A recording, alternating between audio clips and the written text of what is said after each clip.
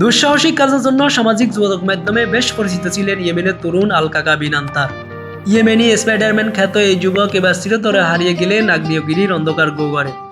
120 metre গভীর গর্তে পড়ে তার মৃত্যু ঘিরে শোক নেমে এসেছে নেট দুনিয়ায় ও স্থানীয়দের মাঝে।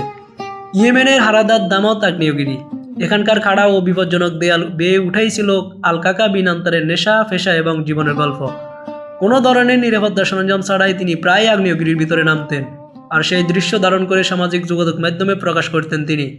সম্প্রতি এমনই এক দুঃসাহসিক অভিযানের ঘটে গেল মর্মান্তিক এক দুর্ঘটনা। আগ্নেয়গিরির গহ্বরের ভিতরে দেয়াল বেয়ে উঠার সময় হাত ফসকে 120 মিটার গভীর খাদে পড়ে যান তিনি। স্থানীয় উদ্ধারকর্মীরা দ্রুত তল্লাশি শুরু করলেও দুর্গম পরিবেশ ও সালফার সমৃদ্ধ গহ্বরের কারণে উদ্ধার অভিযান ছিল অত্যন্ত কঠিন। গেল শনিবার কয়েক ঘন্টার চেষ্টার পর ইয়েমেনের সিভিল ডিফেন্স সদস্যরা তার মরদেহ উদ্ধার করেন। মাত্র 30 বছর বয়সেই থেমে গেল এক দুঃসাহসী জীবনের পথ চলা।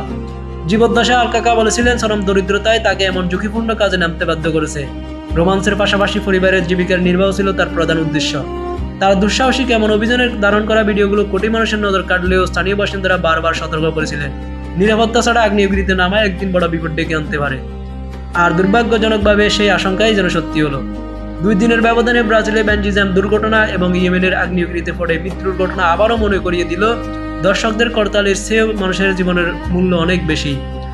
স্বপ্ন, সংগ্রাম আর দুঃসাহসিকতার গল্প হয়ে থাকা আল কাকা বিন আনতার এখন শুধুই স্মৃতি। দুর্ঘটনার শিকার হয়ে তার আকস্মিক মৃত্যু প্রশ্ন তুলেছে সামাজিক যোগাযোগ মাধ্যমে জনপ্রিয়তার পেছনে ছুটতে গিয়ে আমরা কি নিরাপত্তার গুরুত্ব ভুলে যাচ্ছি?